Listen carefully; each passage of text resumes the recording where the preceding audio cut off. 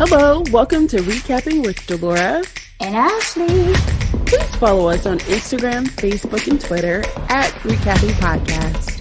Also, comment, rate, and subscribe on your favorite podcast platform. We're on all the things. We would love to hear your ratings of the movies and shows we review.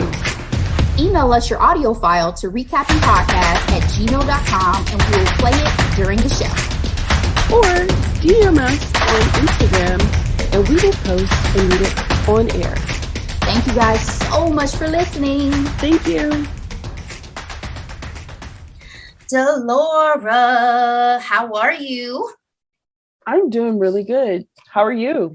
I'm good, girl. And I'm especially good because we've had some positive feedback, some comments. We got a reshare, repost, and just want to give some thanks and some kudos to everybody. So first up, we just had our recap of Abbott Elementary, which if you guys have not listened to, please go back and listen to. We had a great time discussing that because we love that show. Yes. But we have Miss Lisa Ann Walter to thank for doing a repost of one of our stories on Instagram. Yes.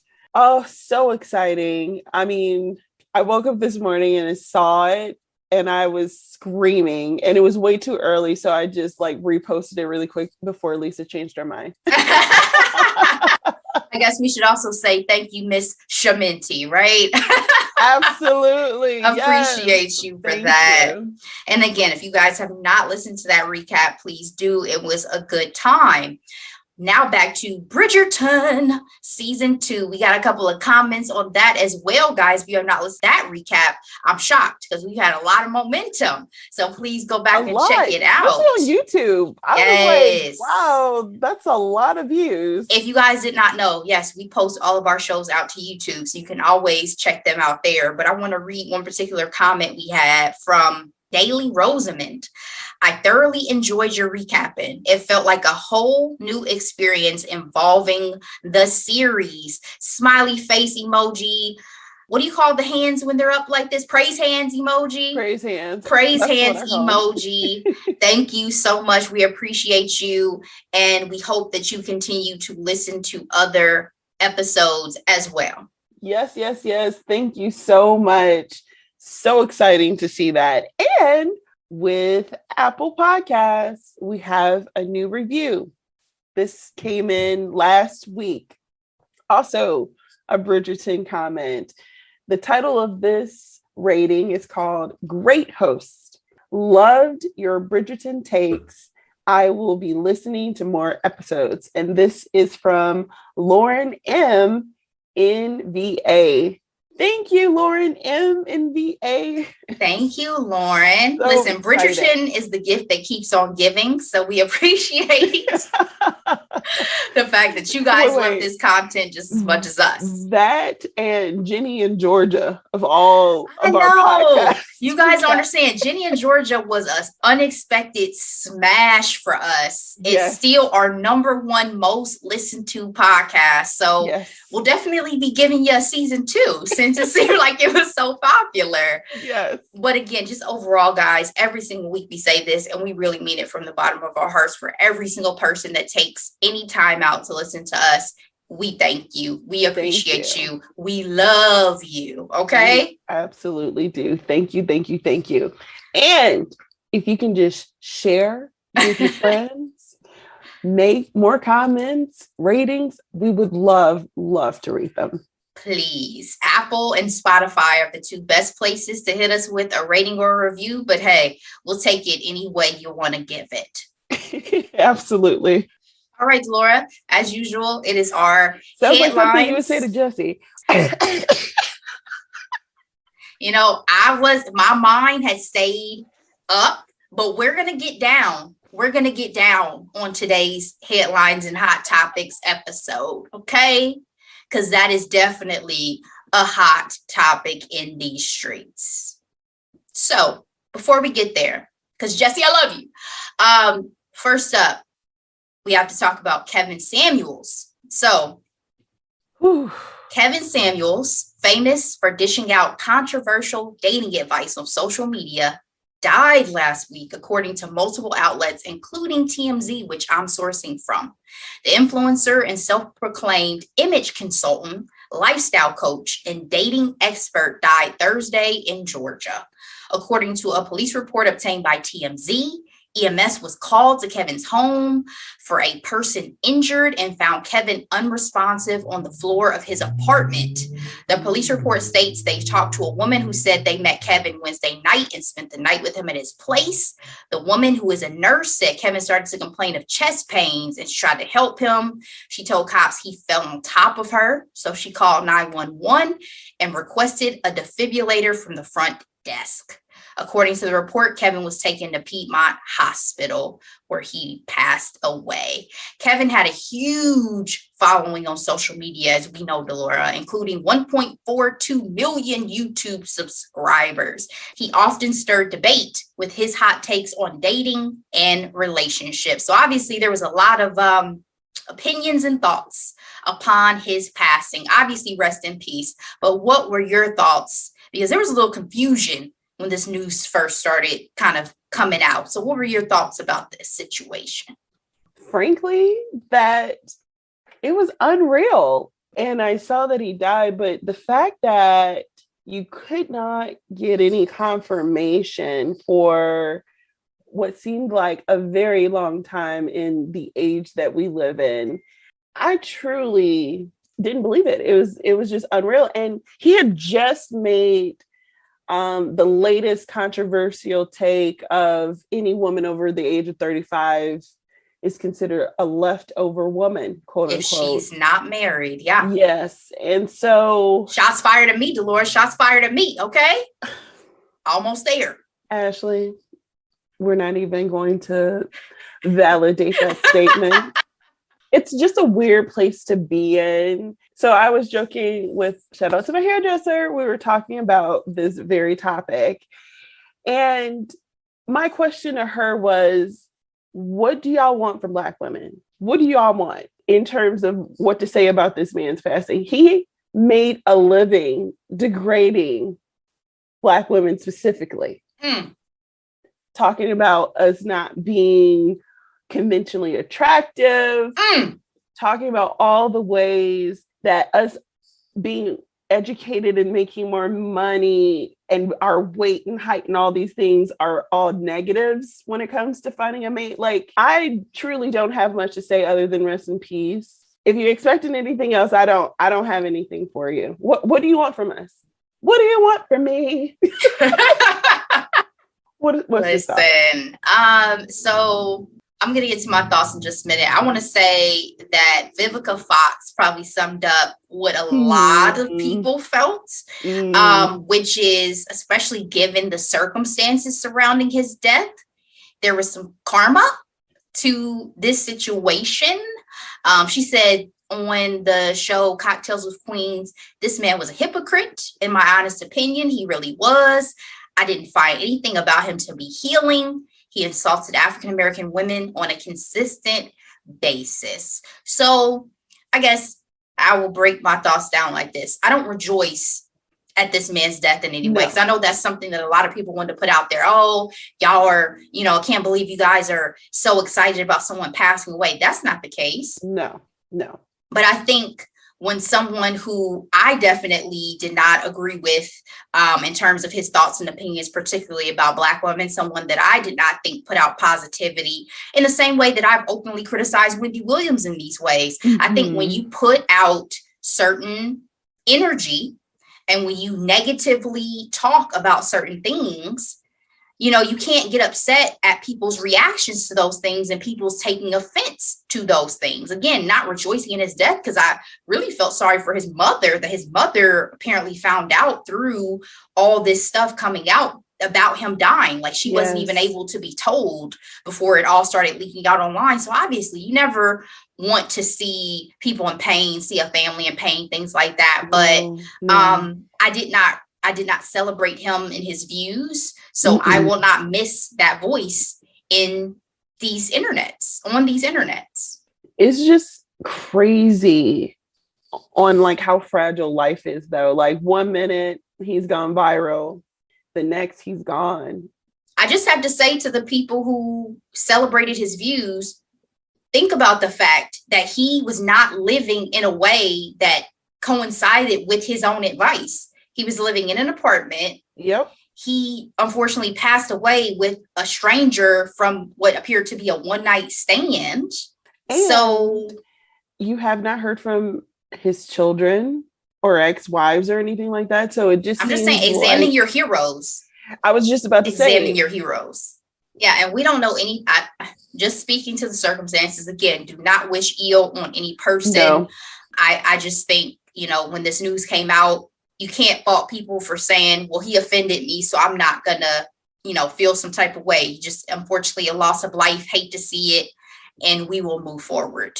Let's move on to our next quick headline. Fred Savage was fired from the Wonder Years reboot, Delora. At the end of last week, it was reported by numerous outlets that he was terminated from the reboot on ABC, where he served as an executive producer and director. Savage was dismissed from the series following an investigation into unspecified allegations of inappropriate conduct, the company spokesperson told CNN. Since the news broke, additional details have come out surrounding the allegations, with the source telling People magazine that Fred can have a temper and occasional outbursts, and that he was quick to anger.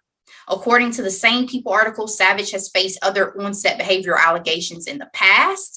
In 2018, his Wonder Years TV mom, Allie Mills, claimed that a sexual harassment lawsuit against him and one of his other co-stars ended the original series back in 1993, which I had never heard about. Never. Vanity Fair reported that Savage and his co-star were sued by costume designer Monique Long, which is really creepy because Monique is my middle name anyway, who said their alleged verbal and physical harassment made it challenging for her to do her job and resulted in her firing. The matter was settled and dropped. And then that same year, a judge dismissed a gender-based lawsuit against Savage from another costume designer who claimed that Savage created an uncomfortable work environment on the Grindr. But the Hollywood Reporter stated that the actor has denied such allegations. Delora, what were your thoughts when you heard about getting the boot from the reboot? So I really do enjoy the reboot, and I was super excited to have someone like Fred Savage be a part of it because it helps validate the show. Not to say that we need white people to validate Black shows, but you know what it's like when there's... Well, because he was from the original. He's Gavin. Exactly. It was in a way, original cast blessing the new cast. Yes, it's all Black people. Our stories matter. And they have been doing a phenomenal job telling the Black story during the 60s, which, as we mentioned in past recaps, like with Summer Soul and things like that, was a crazy time in this country. The show has been nominated for a freaking Peabody. So it is well done. And so in my view, Fred, you had such a cake job. Like that check should be the easiest check you get right now. And you messed it up over some Devo attitude. Like that says a lot about him. And honestly, says a lot about his family. Because I think it was around 2020, the actress who played Angela from Boy Meets World talked about how the cast was not very welcoming to her and they were not very nice. Her real name is Trina McGee, and we were not having it. You know what I mean? Like the one Black cast member, how dare you? Exactly. And they have all since made up, but this sounds like apple's not falling far from a tree, but they were all kid stars, so who knows what their egos are like. What about you? I was sad to see it because, to your point, to me, it definitely was like a bridge between the original and the reboot to have Kevin Arnold as the executive producer and the director and really get that, legacy kind of ingrained into this as we move forward. And I think Fred Savage, because that's somebody that I saw as a kid, you always have kind of special sentimental feelings for people that you saw as a kid. So, and, even it's not just Fred, you also have Ben, you know what I mean? Like from Boy Meets World. So it's, I don't want this to be an issue with the Savage family. I was hoping that y'all were better than this. You know what I'm saying? Name is Savage. I should tell you everything you needed to know, huh? No, but yeah, I was sad to see it. But I think, if these other situations, other things have been coming out where there's smoke, there's often fire. And as we see with a lot of these cases in Hollywood, nobody is beyond reproach. And Fred Savage is no exception to that. So we'll see what happens with kind of the future of his career. I don't think this will be the last job that he gets, but I hope that he learns from this and will do better if these allegations are indeed true. So next quick headline, Yung Thug and Gunna arrested. Earlier this week, Yung Thug, Gunna, and several other members of YSL Records faced RICO charges in a 56-count indictment. Girl, Yung Thug was detained not long after news broke of the indictment, which was 88 pages, which led to his house being raided. And now it appears the rapper is facing additional felony charges. Meanwhile, Gunna was taken into custody the day we're recording, Wednesday morning, according to jail records, and booked on one charge of conspiracy to violate Georgia's RICO Act. Per a press conference held on Tuesday, Fulton County authorities stated it could be a few weeks to locate all the defendants in the case. Fulton County District Attorney Fannie T. Willis expressed, "It does not matter what your notoriety is, what your fame is. If you come to Fulton County, Georgia, and you commit crimes, we are going to prosecute you to the fullest extent of the law. We'll ask on the different charges for the maximum penalties." And there's obviously many people that are looking at life under this indictment. These are serious crimes. They're serious allegations. And it's my opinion that violence in our community deserves maximum penalties. Girl, this news is ongoing and breaking as we're kind of talking about it and the chips are kind of falling. But what were your initial thoughts about this? Do you follow these artists? And what is your, feelings about possibly what you think is about to happen? I'm glad you asked that question, Ashley, because I would not be able to identify a Yung Thug or Gunna song if you put it in my face. Like, I've heard of them obviously being rap artists. Honestly, I know them more for their fashion than anything. There were rumors with Gunna in particular about him dating Chloe Bailey. And they did that music video together where they both look really ridiculous, but that's above me. But with all that being said, this is not a good look. And Chloe has made it clear also that she is not dating Gunna, which, very smart for her to do at this time, because this ain't letting up. Like, they're going as far as including their song lyrics as evidence in this particular case. So, do we all need to be affiliated with gangs to be rappers? No. I mean, Jack Harlow's doing that right now. I don't know. It's just not cute. And my question is it really worth it? Young men? Is it really worth it, young man? Get my Morgan Freeman on. What about you, Ashley? I have to agree on the we're showing our age, not remotely really knowing who these guys are, besides the fact that Gunna was linked to Chloe. That's when I first had ever even heard of him. Yung Thug, I'm pretty sure if you put a Yung Thug song on, I'd be like, oh yeah, I know it. But I've gotten to the age where I don't even be knowing who these people are until I watch like an award show or something. And then I see them perform it. I'm like, oh, that's who sings that, or that's who raps that. And it's so funny because I remember seeing, reports and surveys or research on the fact that when you pass 30, when it comes to music, you know what you like, and you're okay not knowing all the new stuff that's coming up behind you. I do still enjoy a lot of new music, but when it comes to certain rap music, I don't know what they're saying. So I'm usually not interested. I think that's why Kanye at one point was my favorite rapper. Yes. Because I could relate on a level that I really couldn't as a young black female to a lot of other rap, because those weren't my life experiences. And I feel like Kanye really came in a different way into music. He wasn't trying to be anybody that he wasn't. He wasn't talking about street life or anything like that I knew I couldn't relate to.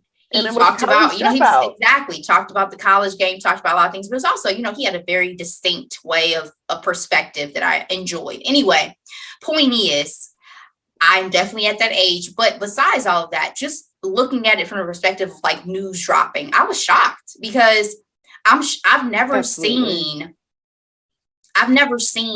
even at the height of like, and maybe we were too young, the BDE, Tupac era and all that, I don't feel like I've ever seen authorities come at musical artists quite this hard in this way. Like, I know that Tupac was harassed a lot back in the day, but I just felt like y'all about to try to really strike. For me, we got Snoop, yes. We got Diddy. See, we got T.I. I'll be forgetting about the court cases back in the day. I'll be forgetting about the court cases back in the day. It's been on. Like, yeah, I guess, I don't know. Maybe it's the depth of charges and the fact that it just feels so large. Like, it feels so much larger. Everybody. That's what I'm saying. Yeah. Like, y'all talking about, like, it's an 88-page indictment. There's it feels like this huge sting operation. That's what I'm saying. Like, I'm not saying that rap artists haven't always been targets in some way. I just mean, like, I don't think I've ever seen it this, like, large scale involvement. Are you trying to say these young boys are sloppy? I don't know if they're sloppy or something is really going on. Like, what is really good? Like, I need more information, and I need to better understand, because I'm like, are they being targeted? Is this real? Did they really do these things? I don't know, because it's absolutely a truth that authorities listen to some of this rap music and try to connect the dots. Yeah, because I remember Tupac saying back in the day, the cops didn't bother me until I started calling myself a thug. You know what I'm saying? That's when they wanted to try me, when I got Thug Life tattooed across my stomach, But like, one of the things that they're saying Young Thug is being charged with is possession of marijuana with intent to distribute. No. We're not putting people in jail for that. I wholeheartedly disagree with that. So, I have to look deeper into this, and I have to better understand everything that's going on. I feel like the main thing is this whole gang affiliation situation. Yeah. So I just need to better understand. But it was definitely, for me, shocking news just by the depth of everything that it seemed like was going on with it. And it was like this huge operation. Absolutely. All right. That's it for quick headlines. Let's move on to these hot fire topics in these streets. First one up. I guess I feel like a rapper all of a sudden, huh? But I'm excited, even though I don't feel like I should be excited, because we're talking about my number one in my rotating top 5 of beautiful men in this world. My number one crush, Jesse Williams. Okay.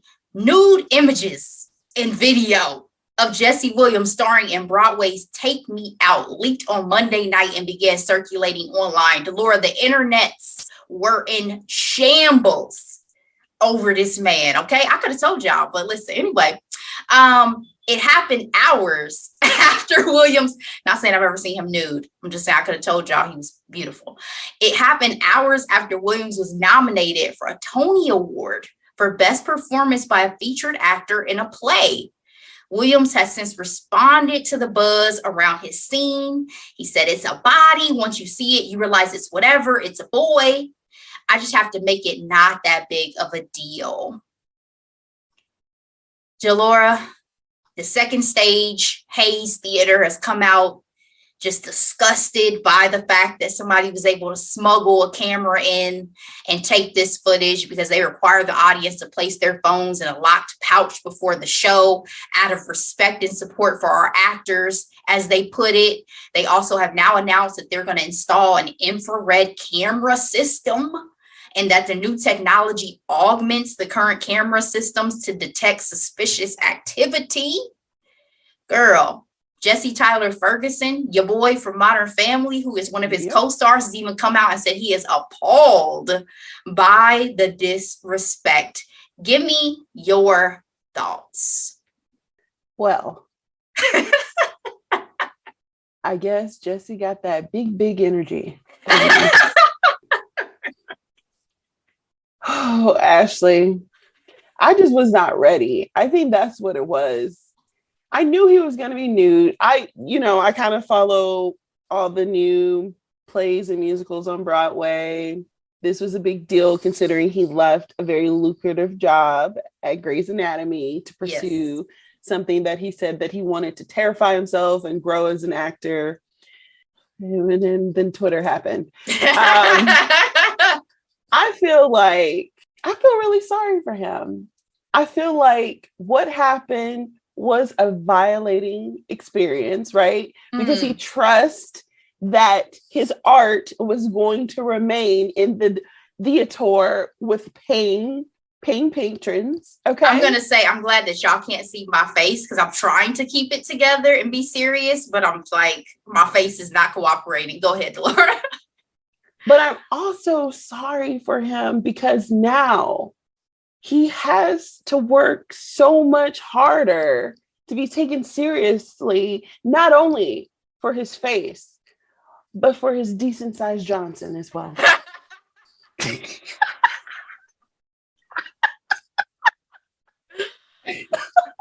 Listen. I love me some Jesse Williams, okay? So when I received this information, when I received this footage, I am so sorry. My first thought was not, I feel sorry for this man. It was, God, how could you gift one man all of this? He has all the things. He's already beautiful. He's already talented. He's already intelligent. Wow. Like, wow, Jesse. Oh my God. I'm thinking of Kevin Hart when he was like, damn. Exactly. We were all, I think, on the same wave when this leaked. And granted, I do feel sorry if Jesse does feel like this is a violation of him. Granted that he was already terrified to take on this role and be nude on stage. But I have to be completely honest with you. You have nothing to be ashamed of, sir. Like, I know that maybe you didn't want these internets to have these images, but I wanted to. I planned to pay to see this anyway. So if I had already, listen, when you guys understand, I was on the wait list for these tickets at one point in time, okay? Because I knew this was coming. So if I was already planning to pay, I feel like I'm just seeing what I was going to see anyway. So I am sorry, Jesse, if you felt like this was a violation of, your intended privacy and the way that you wanted this to be revealed. It was a part of this art. But when I tell you that there's not a single person who saw this and did not say, damn, that's a good looking man. I can see why your wife went through everything she went through. It's hard for me to have any other reaction. It's hard for me. I've tried. I was like, y'all are saying it's sexual harassment. Okay. If I was an audience member, I would have seen this. So, okay. But you paid for it. But I paid for it. Do you want me to slide some money into a GoFundMe? It needed a moment. It just needed a moment. And I'm not gonna lie, I don't want to be the shady Betty here. But does this need to be a part of an OnlyFans? I'm just saying, is it the monetary portion that makes it a violation?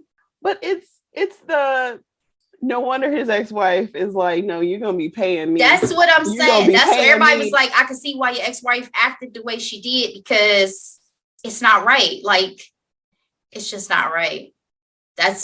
But he did take this job so he wouldn't have to pay her as much, though. Like, that's speculation. It really is. I hate to say well, he it. definitely got that child support cut. No, in all seriousness, listen, guys, I love Jesse Williams. I really do. I think he is, I actually, it's not even just his looks that I fell for. It was that speech he did at BET Awards when he did that, you know, Phenomenal. he won that award for like philanthropy or whatever. Yep. That was what won me over. And I was like, oh, I love me some Jesse Williams. So again, if there's any type of feeling of, you know, this was a violation, I do feel for him in that way. But I will say, man, good for you.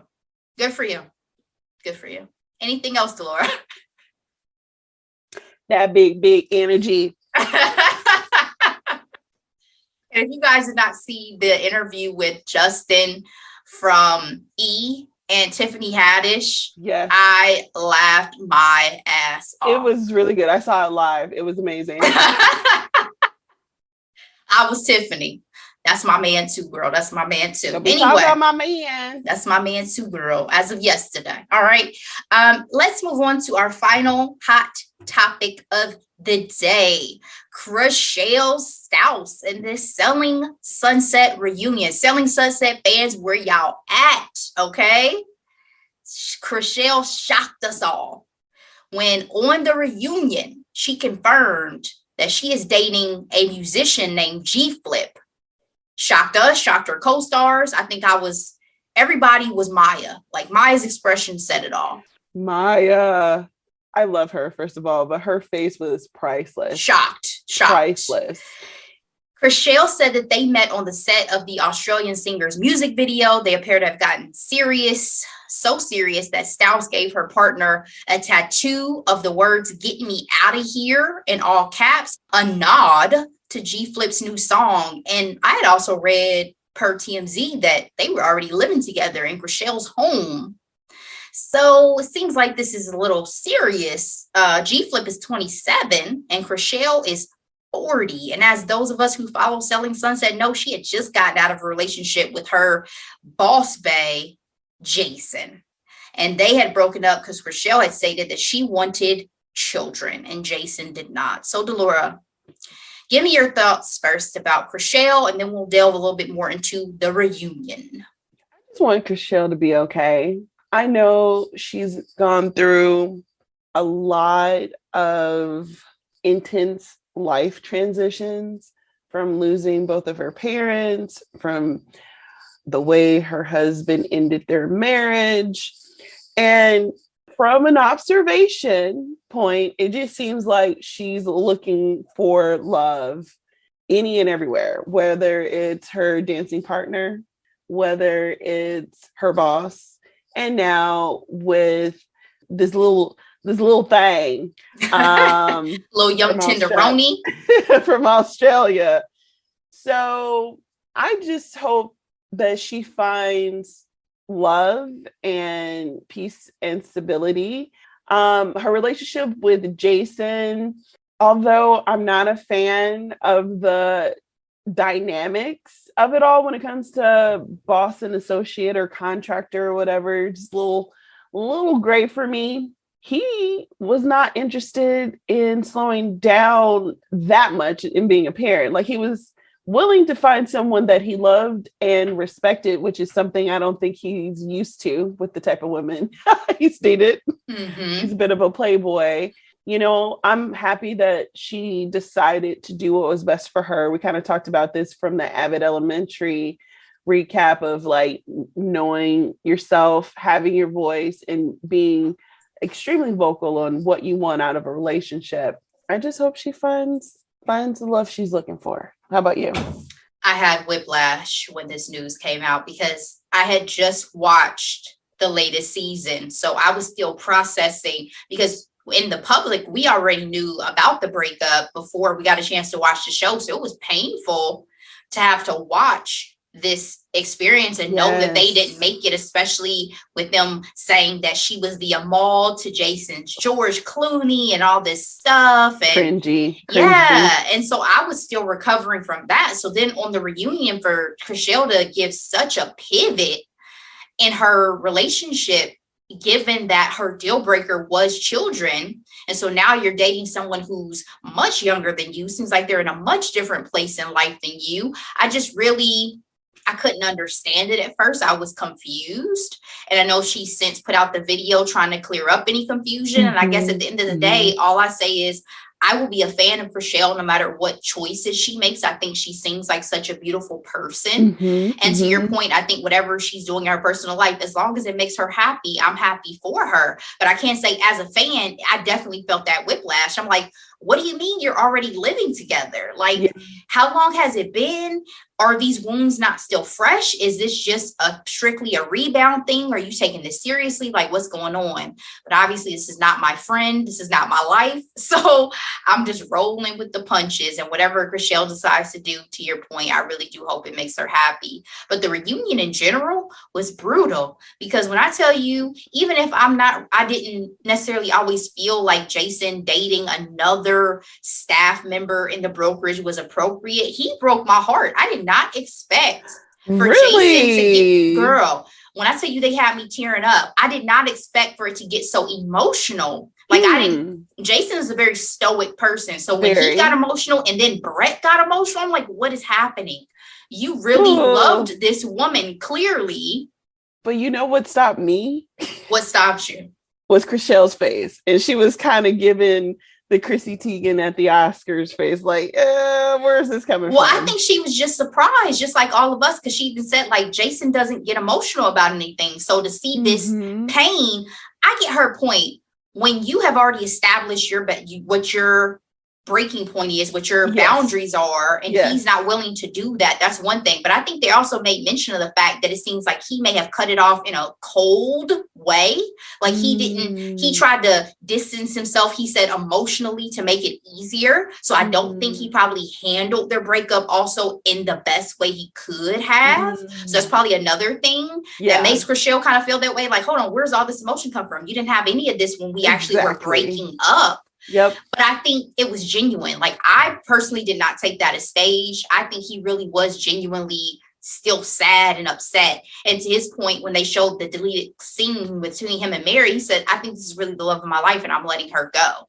But I was also thinking, like, Jason, if you're not ready for kids yet, bro, are we going to wait till 70? Like, do you just think you're not someone who wants to have children versus saying, I'm just not ready yet? You know what I'm saying? Like, that I was a little like, are you ever going to be ready? It makes me wonder about their backstory. Like, how was your growing up? You know, Brett said that. He was like, I can't tell you guys. I don't know. We are how we are. Because I'm just like, did y'all have some crazy growing up situations that made you say, hey, I don't need to have kids. I'm focused on financial, wealth building. That's it. And the thing is I think everyone is different and individual in the fact that everyone is not meant to get married. Agreed. Everyone is not meant to have children. Yes. People are definitely meant to go in different paths, but for them, it seems like there's a waffle. So I'm like, what is it that you're debating at this point in your life, Jason? If you and in his mid to late 40s, still don't think it's the right time, are you going to wait till retirement to think about having children? Like, when is it possibly? And that's his own journey to discover. But that's just something I was thinking about. Yeah. Just something I was thinking about. What else from the reunion sparked your interest or was noteworthy to you besides the absences of both Christine and Amanda, possibly from what looked appear to be COVID, and the fact that obviously we have the new cast member this season? Yeah, I was happy to see the new cast member. She had a lot to say, which was great. Miss Chelsea. Yes. I don't think I never thought her accent was fake, though. I didn't either. No, I didn't think it was fake either. I get it because it's television. You just never know. But no, I thought she was very genuine, almost too genuine for me in her relationship with Christine and loyalty, because I don't think Christine deserved such. She does not. I know we've said this offline. I said this to you, that it says a lot that the person that's always gravitating towards the new person, and doesn't get along with anyone else, that says a lot about that person, in my opinion. And, Christine didn't have the ovaries to show up, because the way she was gaslighting this season and acting like the victim and crying. I'm like, sis, you're the one that lit this fire, and you're making it seem like these women are clicking up against you. I don't know. And she tries to chalk it up to sense of humor, but she knows exactly what she's doing. Absolutely. Because she calls these tabloids that they're talking about, or these bloggers, and it really hurts these women's feelings. You know what I mean? Absolutely. Selling Sunset is one of the reality shows. I know a lot of it is fake, but I think the tension is very real amongst this cast. So I told you when we were texting about it, I don't like that. I feel like the new women who are coming on the show are being set up for failure. Girl. With immediately already being pushed into a relationship or a friendship with Christine, the villain, let's be honest, of the series and of the cast, and particularly because they are women of color. The last two new women introduced, not counting Emma, are women of color. So I really don't like it. It really leaves a bad taste in my mouth, and I'm really hoping that Christine is done. Because if y'all don't pivot Selling Sunset, I'm going to stop watching this show. I've seen all her tricks and I'm tired. Yeah. The other thing that stood out to me was Maya talking about the loss of her third child. Yes, devastating. Just completely heartbreaking. And the fact that she still is very driven and is there for her family, but there for her career as well. And I'm sure that's a good thing, because it kind of helps keep things moving, right? In a way so that it's not crippling grief. Mm-hmm. You know what I mean? And I'm not laughing to make light of it. I'm laughing because it is a devastating situation that happened to her. And I really appreciated her transparency. She didn't have to talk about it, but she did. And she was right there at work, unlike Christine, praying for her family. Just so devastating.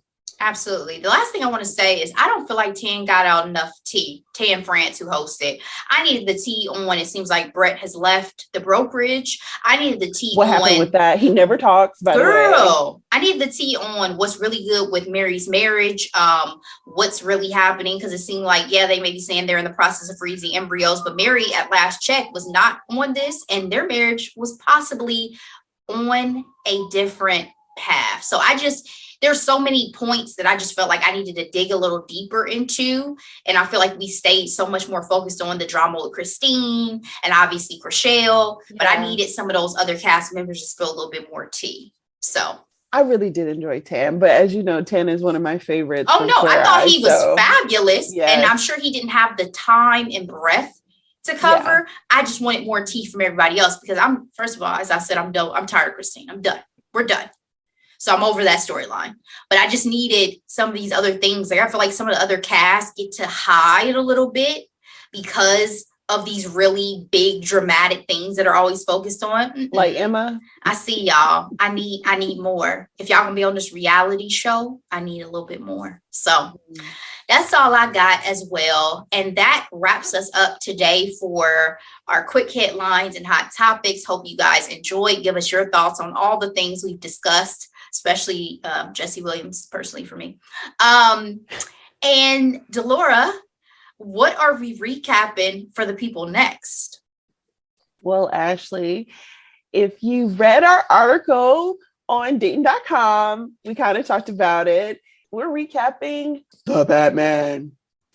2022's The Batman, starring Robert Pattinson. It's a moment, and we're going to do it. It's on HBO Max, so check it out. And it was a long one, guys. So make sure you have that pause button ready for a bathroom break. All right. We'll see you next time.